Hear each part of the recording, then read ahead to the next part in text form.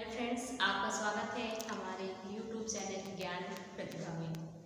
आज का जो हमारा वीडियो है वो है कक्षा 10 के छात्रों में गद्य खंड पर आधारित जो पहला अध्याय है वो है मित्रता। आचार्य रामचंद्र शुक्ल जी द्वारा लिखित है। तो आपने देखा होगा कि पेपर में एक पाठ्यांश दे दिया जाता है और उसके नीचे कुछ प्रश्न दे दिए जाते हैं, पूछे जाते हैं कि उस पहला ग्राफ को पढ़कर उन प्रश्नों के क्या देने रहते हैं, उत्तर देने रहते हैं।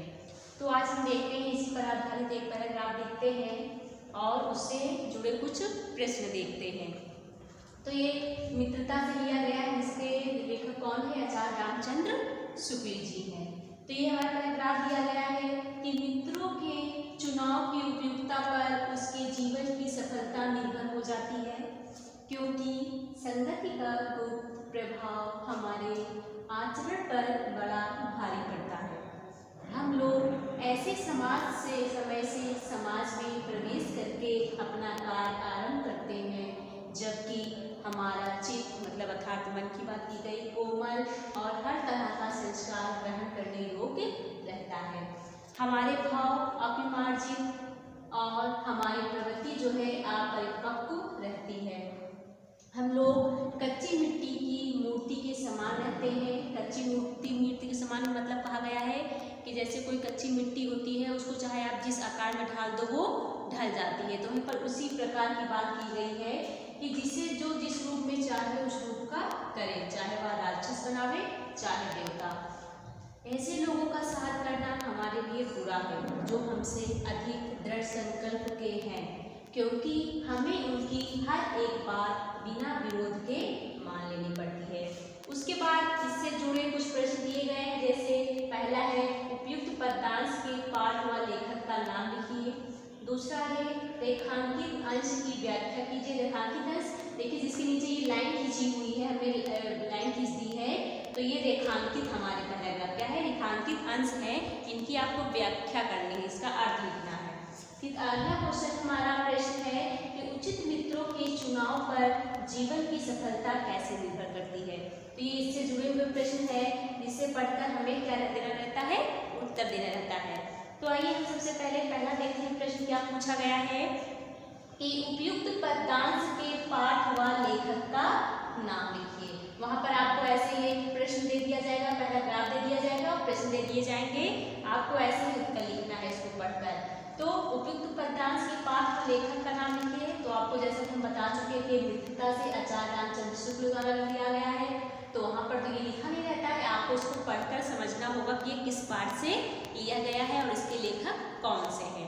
तो जैसे हम संदर्भ नहीं लिखते हैं, वैसे भी इसको लिख सकते हैं कि प्रस्तुत गद्यांश हमारी पाठ्य पुस्तक गद्य खंड से संकलित मित्रता नामक पाठ से लिया गया है, जिसके लेखक कौन है? आचार्य रामचंद्र शुक्ल जी। हम क्या लिख सकते हैं या जैसे भी लिख सकते हैं कि उपयुक्त पद्यांश के पाठ का नाम क्या है? मित्रता है, जिसके लेखक कौन है? जिसके लेखक है आचार्य रामचंद्र शुक्ल जी हैं। या फिर हम संदर्भ में लिख सकते हैं कि प्रस्तुत पद्यांश हमारी पाठ्य पुस्तक हिंदी गद्य खंड में आधारित मित्रता नामक पाठ से लिया गया है, जिसके लेखक कौन है? आचार्य रामचंद्र शुक्ल जी हैं। तो ये तो हमारा हो गया आपका उत्तर। फिर अगला जो हमारा प्रश्न पूछा गया वो है रेखांकित अंश की व्याख्या कीजिए। तो देखिए ये हमारा यहाँ से रेखांकित है, हम लोग ऐसे समाज से डैश डैश डैश करके कहाँ तक, चाहे वह राक्षस बनावे चाहे देवता, यहाँ तक कहा गया है। तो इसमें हमें इस अंश को पढ़कर इसकी क्या करनी है? व्याख्या करनी। क्या करनी है? व्याख्या करनी है। तो आइए रेखांकित अंश की हम व्याख्या करते हैं। तो पहले इसमें क्या कहा गया है कि हम लोग ऐसे समय से समाज में प्रवेश करके अपना कार्य आरंभ करते हैं, जबकि हमारा चित्त कोमल और हर तरह का संस्कार ग्रहण करने योग्य रहता है। इसमें जो रामचंद्र शुक्ल जी होते हैं वो कहते हैं कि जब हम किशोरावस्था के पश्चात युवावस्था में क्या करते हैं?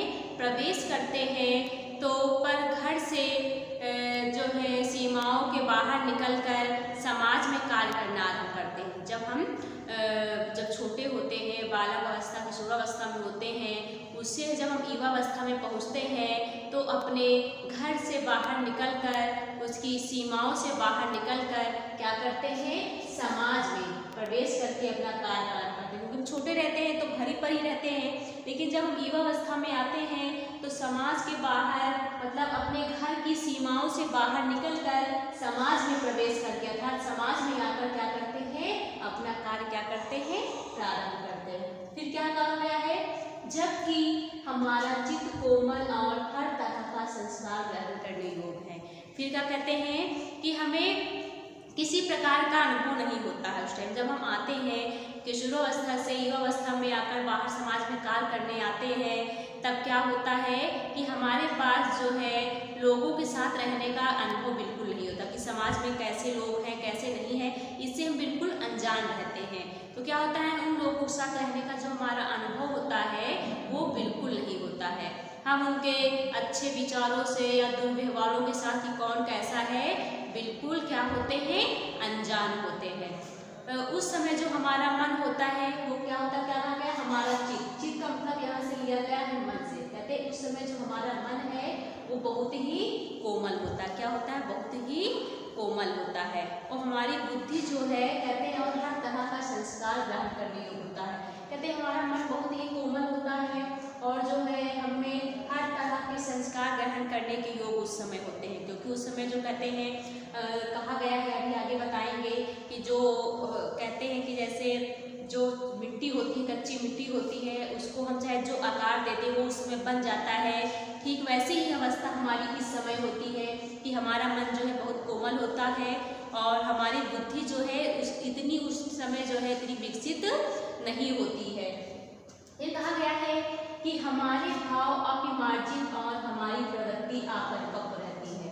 हमारे भाव अपरिमार्जित वच को मार्जन नहीं किया जा सकता। कहते हैं कि हमारी बुद्धि जो है कच्ची मिट्टी की मूर्ति के समान होती है। किसके समान होती है, हम लोग कच्ची मिट्टी की मूर्ति के समान होते हैं। कहते हैं हमारी जो बुद्धि होती है वो पूरी तरह से अपरिपक्व होती है, मतलब वहाँ के लोगों के से हम क्या रहते हैं, उनके व्यवहारों से अनजान रहते हैं।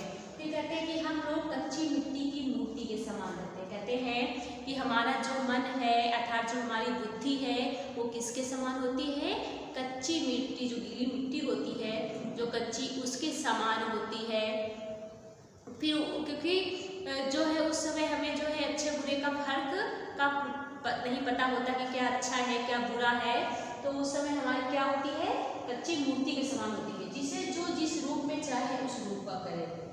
तो उस समय क्या होता है कि जब हम समाज में जाते हैं तो हमें जो इंसान जैसा मिल जाता है वो हमें जिस रूप में ढालना चाहे उस ढाल में हम ढल जाते हैं। क्योंकि उस समय हमको ज़्यादा समझ तो होती नहीं है कि क्या अच्छा है क्या बुरा है, किसी बात का हमारे ऊपर जो है प्रभाव जो है बहुत जल्दी पड़ जाता है उस समय। फिर कहा गया है चाहे वह राक्षस बनावे चाहे देवता। अर्थात वही है कि जो कच्ची मिट्टी का है, कुम्हार के पास आपने देखा होगा वो जो है मिट्टी को सान कर फिर उस पर जो एक चार जरा जो गोल होता है उस पर वो कच्ची मिट्टी से क्या कहते हैं देरी भी बना देता है, उसको एक मटका भी बना देता है। तो कच्ची मिट्टी को जिस आकार में वो कुम्हार बनाता है उस आकार में वो ढल जाती है। ठीक उसी प्रकार से यहाँ पर मनुष्य की बात की गई है कि जब वो घर से बाहर निकलकर समाज में आता है तो उसे किसी प्रकार का अनुभव नहीं होता है। जो उसकी बुद्धि होती है वो भी पूरी तरह से क्या होती है, विकसित नहीं होती है। उसे उस समाज में जो इंसान मिलता है वो उसे जिस रूप में चाहे उस रूप में उसे वो बना सकता है। तो यही बात यहाँ पर की गई है कि मनुष्य को संगति का असर बहुत जल्दी जैसे पड़ता है तो उसको जिस संगति का इंसान मिल जाता है उस संगत में वो क्या हो जाता है, पड़ जाता है। फिर देखिए हमारा अगला प्रश्न किया गया है कि उचित मित्रों के चुनाव पर जीवन की सफलता कैसे निर्भर करती है। क्या कहा गया है कि उचित मित्रों के चुनाव पर जीवन की सफलता कैसे निर्भर करती है। तो आपको जैसे पहले ही बताया है कि इसी गद्यांश को पढ़कर हमको उत्तर देना रहता है। तो देखिए यहाँ पर पहले ही लिखा है कि मित्रों के चुनाव की उपयुक्तता पर उसके जीवन की सफलता निर्भर हो जाती है। तो हम ऐसे भी लिख सकते हैं कि उचित मित्रों के चुनाव पर जीवन की सफलता उसकी उपयुक्तता तथा उसके जीवन की सफलता पर निर्भर करती है। अगर क्या होता, कहते अगर मित्र हमारा अच्छा होगा, हमें अच्छे बुरे में फ़र्क करना सिखाएगा। अगर हम कुछ गलत भी कर रहे हैं तो वो हमें रोकेगा। तो ये सब चीज़ें जो है उचित मित्रों के चुनाव के लिए हमारे जीवन की सफलता पर बहुत ज़्यादा निर्भर करती है। Subscribe now and press the bell icon. Never miss an update.